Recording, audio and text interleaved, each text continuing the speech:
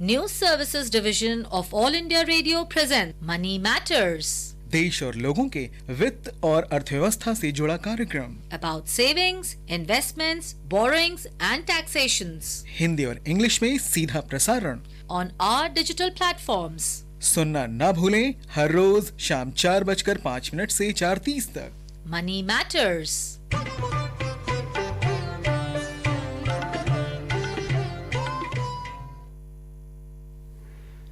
Welcome to this edition of Money Matters, a financial literacy program on our official YouTube channel and other digital platforms. A program in which we bring you information on personal finance like savings, investment, borrowing and taxation. We also discuss on the economy matters of the country. Today's topic is opportunities and challenges of UPI based payments. You can send in your queries regarding this topic on email ID moneymatters.air@gmail.com. I'm Paul Thotham and with me is my co-anchor in Hindi, Sonu Sood. धन्यवाद Paul. नमस्कार श्रोताओं, money matters में आपका स्वागत है। देश और लोगों के वित्त और अर्थव्यवस्था से जुड़े इस द्विभाषीय कार्यक्रम में आर्थिक खबरें आप तक लाने के अलावा हम रोज एक निर्धारित विषय पर अपनी चर्चा केंद्रित करते हैं। आज का विषय है यूपीआई आधारित भुगतान के अवसर और चुनौतियां। श्रोताओं, इस कार्यक्रम में हम आपके प्रश्न भी शामिल करते हैं। प्रश्न भेजने के लिए हमारा ईमेल आईडी है moneymatters.air@gmail.com। इसके अलावा यूट्यूब चैनल के कमेंट सेक्शन में जाकर भी आप अपना प्रश्न हमें भेज सकते हैं। आज के कार्यक्रम में हमारे साथ चर्चा करने के लिए आमंत्रित हैं वरिष्ठ आर्थिक विश्लेषक पुनीत जैन। पुनीत नमस्कार, मनी मैटर्स में आपका बहुत बहुत स्वागत है। धन्यवाद सोनू। और अब आज की आर्थिक खबरों के साथ Paul थॉटम। Domestic stocks today closed with gains of around 0.5% amid mixed cues from global markets. Sensex at the Bombay Stock Exchange settled 206 points, up to settle at the record high of 41,559. Nifty at the National Stock Exchange also climbed 57 points to end with a fresh closing high at 12,222. The rupee at the forex market depreciated marginally by 8 paise to 71 rupees and 6 paise in late afternoon deals. Gold prices today witnessed a muted trend and rose marginally by 8 rupees to 38,828 rupees per 10 grams in the national capital. Silver also moved up by 14 rupees to 45,649 rupees per kg. और अब आज की चर्चा शुरू करेंगे। पुनीत, आज का हमारा जो कार्यक्रम है, जैसे हमने अभी बताया, यूपीआई आधारित भुगतान के अवसर और चुनौतियां। सो यूपीआई यानी यूनाइटेड पेमेंट्स इंटरफेस क्या एक सिस्टम है, क्या इसके बेनिफिट्स हैं और क्या इसका उद्देश्य है? ये 3 साल पहले जो लाया गया है, किस लिए लाया गया और इससे क्या बेनिफिट्स होते हैं किसी भी यूजर को? सुनो, देखिए, यदि मैं आसान भाषा में कहूँ तो यूपीआई बेस्ड पेमेंट सिस्टम, तो यूपीआई तो एक टेक्नोलॉजी है जिसके ऊपर कई एप्लीकेशंस, यानी जैसे हम ऐप्स कहते हैं टेलीफोन के ऊपर, वो उसके ऊपर चलाए जाते हैं। तो यूपीआई एक बहुत ही सरल तरीका है मोबाइल टू मोबाइल पैसा भेजने और रिसीव करने का, सरल भाषा में। क्योंकि यदि हमारे मोबाइल, यदि हम पहले कुछ समय पहले देखें तो जो हमें पेमेंट्स करनी होती थी उसके कई तरीके थे। या तो हम चेक इशू करते थे, या हम कैश पेमेंट करते हैं, या हम क्रेडिट कार्ड या डेबिट कार्ड से पेमेंट करते हैं, या ऑनलाइन बैंकिंग। इन सभी में यदि आप देखें तो काफ़ी ज़्यादा इसमें, यदि हम ऑनलाइन बैंकिंग करते हैं तो बैंक की हमको डिटेल्स चाहिए होती हैं जो हमें इनपुट करनी पड़ती हैं और तभी वो पैसा ट्रांसफ़र हो पाता है। क्रेडिट कार्ड और डेबिट कार्ड का भी हम जानते हैं थोड़ा रिस्क है, एक उसका कैरिंग रिस्क भी है और कई बार हैकिंग भी हमने सुनी है। तो इस प्रकार से इन सभी जो मोड्स ऑफ पेमेंट हैं ये थोड़े से कॉम्प्लिकेटेड हैं। इन सभी के सामने यदि मैं देखता हूँ तो जो यूपीआई बेस्ड पेमेंट सिस्टम है, जो मोबाइल से हम पेमेंट कर सकते हैं और बहुत ही सरल तरीके से 1 या 2 क्लिक में वो पैसा हम अपने अकाउंट से किसी और अकाउंट में बहुत आसानी से भेज सकते हैं। तो यूपीआई का सबसे बड़ा फायदा ये है कि हम मोबाइल से पैसा दूसरे अकाउंट में या मोबाइल में ट्रांसफर कर सकते हैं। Puneet, can you tell us what is the marked difference between UPI and then there is some kind of a confusion that the immediate payment service, which is IMPS, there is some confusion between both of them because IMPS is what is used by the banks when we transfer money to each other. Absolutely. So you can say that UPI, which is Unified Payments Interface, is a payment gateway or a settlement system which is operated by the National Payments Corporation of India, which is owned by RBI. So it's a government-owned initiative. They operate the payment gateway, which is UPI, which actually operates on the immediate IMPS, immediate payment system, where you can instantly transfer the money. See, earlier, like I was saying earlier, if you, let's say you give a check to somebody and that check has to be presented in the bank, and then it takes 1 or 2 days for the money to be transferred. However, in case of IMPS, which is immediate payment system, if you transfer the money, if you give the instruction on your phone that I want to transfer the money, that money gets transferred immediately. Now, how does it get settled? There are many ways again. Earlier there used to be a Reserve Bank of India settlement window. Now the UPI is actually that payment gateway through which this settlement takes place.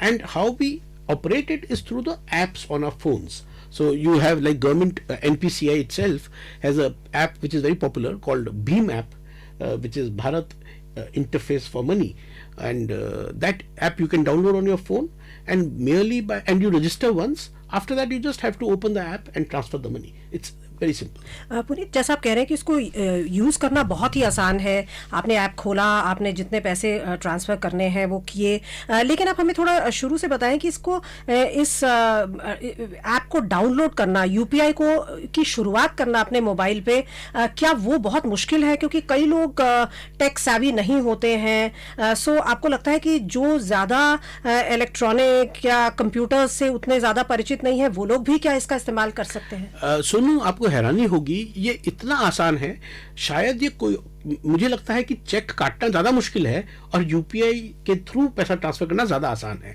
मैं आपको इसका उदाहरण देता हूँ। यदि आप Bhim app, जैसे मैंने जिक्र किया, जो गवर्नमेंट ऑफ इंडिया की ओन्ड कंपनी है, जो एनपीसीआई, उनका ऐप है ये, आप गूगल प्ले स्टोर पे जाइए और प्ले स्टोर पर आप उसको ऐप को डाउनलोड कर लीजिए। वो हम सबको आता है, आज एक छोटे से छोटा बच्चा भी ऐप डाउनलोड करने में माहिर है। आप ऐप डाउनलोड करते हैं, उस ऐप को के अंदर आपको सिर्फ रजिस्टर करना होता है। एक अपना पासवर्ड जैसे आप क्रिएट करते हैं, एक एप्लीकेशन आईडी होती है, वो आपको अपना पासवर्ड एक क्रिएट करना होता है, और उसके बाद सिर्फ 2 या 3 सिंपल स्टेप्स में, यदि आपका वो फ़ोन बैंक अकाउंट से लिंक्ड है, देखिए इसमें एक ज़रूरत यह है कि आपका जो फ़ोन जिस पे आप ये ऐप डाउनलोड कर रहे हैं, उस फ़ोन नंबर जो है वो आपके बैंक अकाउंट से लिंक्ड होना चाहिए, जो यूजुअली होता है केवाईसी में। यूजुअली होता है, ये ज़्यादातर अकाउंट्स में होता है, और यदि नहीं होता तो आसानी से वो किया जा सकता है बैंक के द्वारा।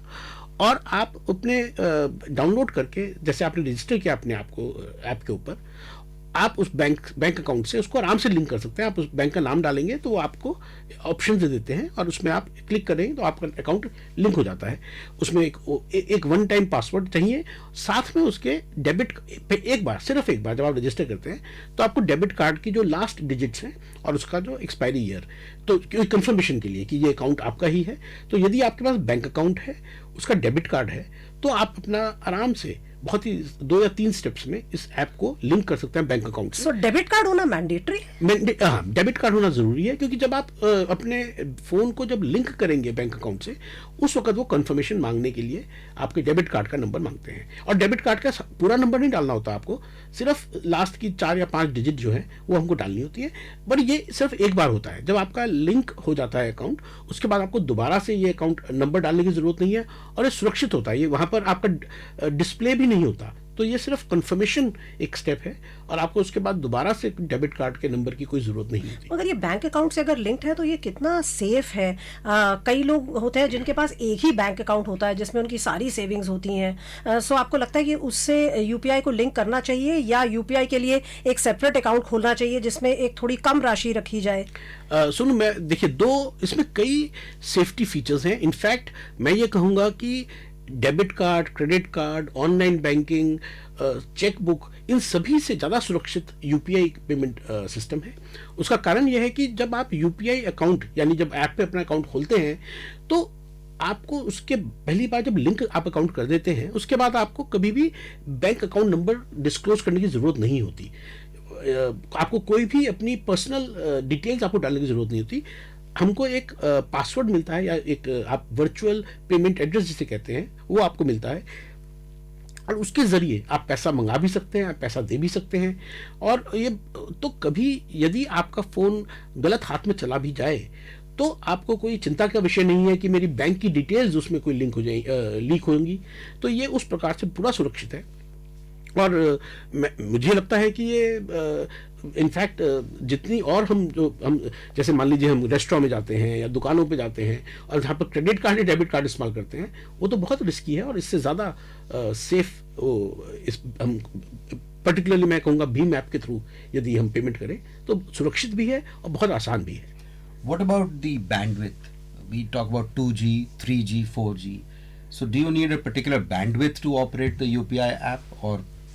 Very interestingly, Paul, in fact, yes, if you have a internet connection, it is very easy because then you can just online you can transact through the app, particularly in Bheem app. Interestingly, Bheem app has been built even for cases where there is no internet. So actually, if you dial a particular number, so they have given a number *99#. If you dial that number, and through that also you can use the same facility of transferring money on the mobile. So internet is not mandatory to operate Bheem app, which is very very good. और एक और चीज, कितना expensive है ये पर transaction, क्या charges है, और कैश या चेक का इस्तेमाल हम करें किसी ट्रांजैक्शन के लिए, उसके बनस्पत ये क्या एक महंगा ऑप्शन है? देखिए अभी सरकार ने जो यूपीआई चार्जेस हैं वो वेव कर दिए हैं और कोई चार्ज किसी भी यूपीआई ट्रांजैक्शन पर अभी लेवी नहीं होता। हालांकि बैंक्स ने प्रपोज किया है कुछ पर्टिकुलर, देखिए जैसे मैंने बताया कि कई ऐप्स हैं जो आप यूज़ कर सकते हैं। भीम जो एक गवर्नमेंट ऑफ इंडिया का इनिशिएटिव है, भीम ऐप के थ्रू आप मनी ट्रांसफर कर सकते हैं।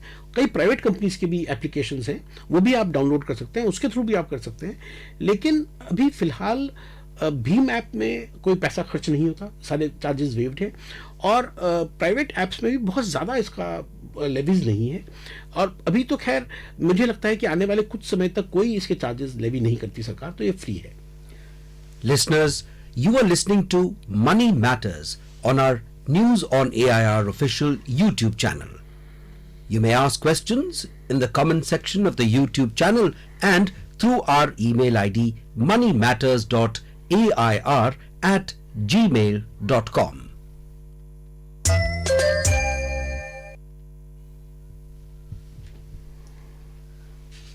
कल हमारे कार्यक्रम का विषय रहेगा शेयर बाजारों में निवेश और ट्रेडिंग के बीच अंतर।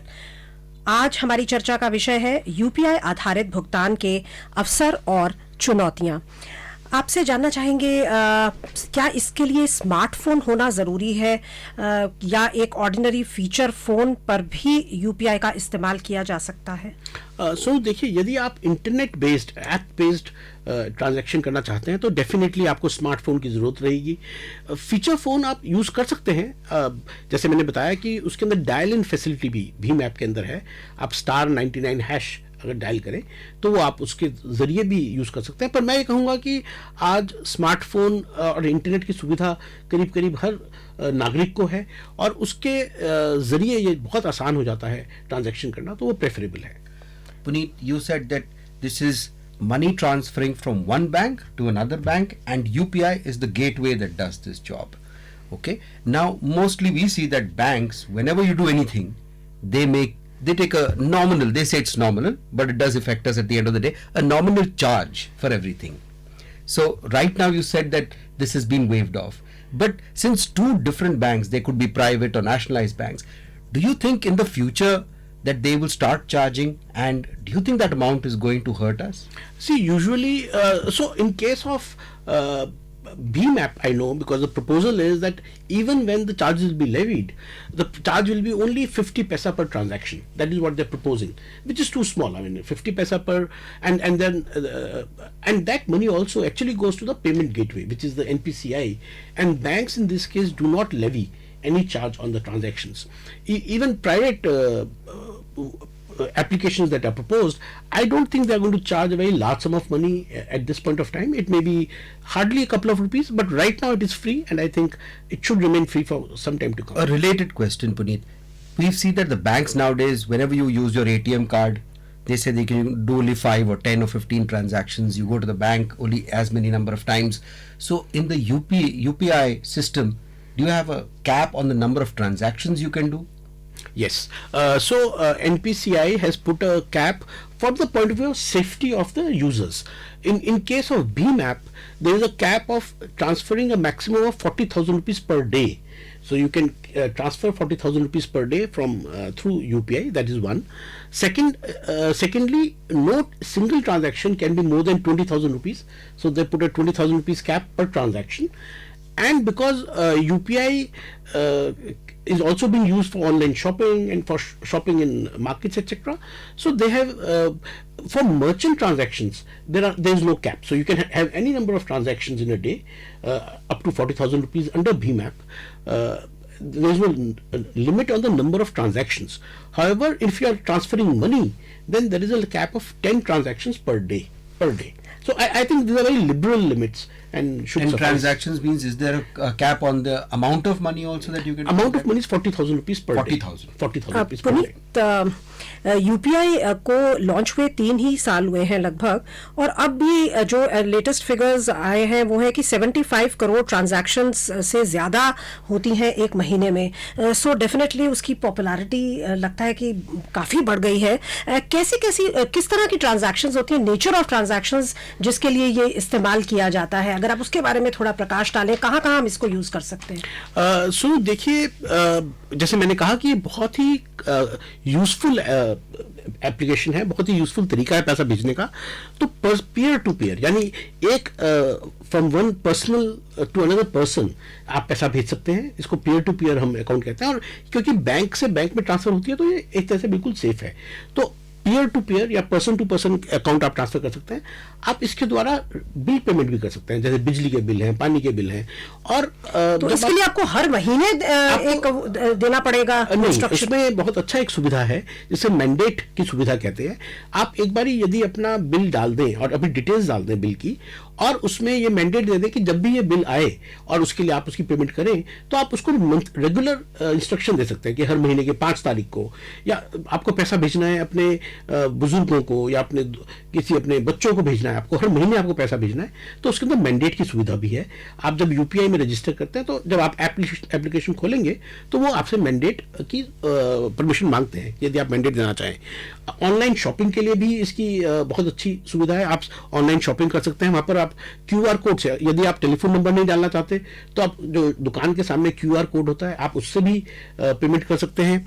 और इसमें इसकी और जितने भी आप मान के चलिए कि जो ऑनलाइन बैंकिंग की सुविधाएं हैं वो करीब करीब सारी आप सुविधाएं यूपीआई बेस्ड एप्लीकेशन में भी है. एक उदाहरण अगर मैं लूँ, किसी भी हाउस होल्ड को इलेक्ट्रिसिटी का बिल तो जैसे देना ही होता है अनलेस उनकी बहुत ही कम कंजम्पशन हो, जैसा हमारे शहर में है, लेकिन आमतौर पर सब देते हैं इलेक्ट्रिसिटी का बिल हर महीने.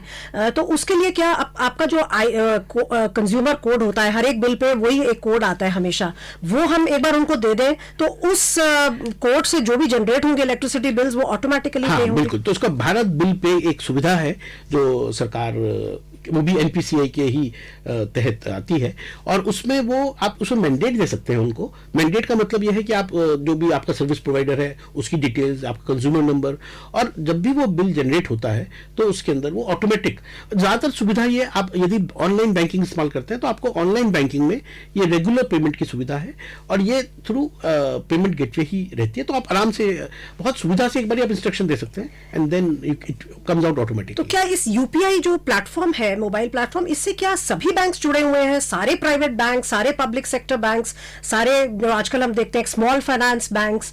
बिकॉज अगर हम जिसको बेचना चाहते हैं उनका जहां अकाउंट होगा वहीं से लिंक होना भी जरूरी है. बिल्कुल सुनो, जितने भी स्मॉल फाइनेंस, तो मेरा अपना अंदाजा है, मैं लिस्ट देख रहा था. Please at the post office also. Yes. So mostly जो नेशनलाइज बैंक्स हैं, पेमेंट बैंक्स हैं, स्मॉल फाइनेंस बैंक्स हैं, करीब करीब 60 से 70 बैंक्स जो हर प्रकार के बैंकिंग सुविधाएं देते हैं, उनकी लिस्ट है जो ऑलरेडी यूपीआई से जुड़े हुए हैं.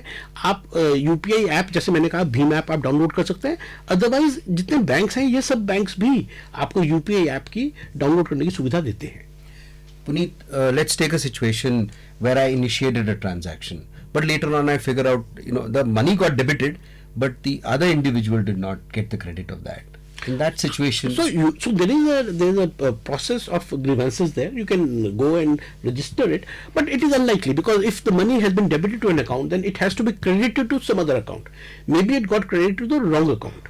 So because that is the beauty of UPI, I would say, that because it is an electronic transfer, so you can always trace the money, even if it.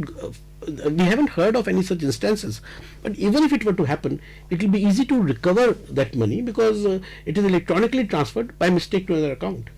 तो पुनीत,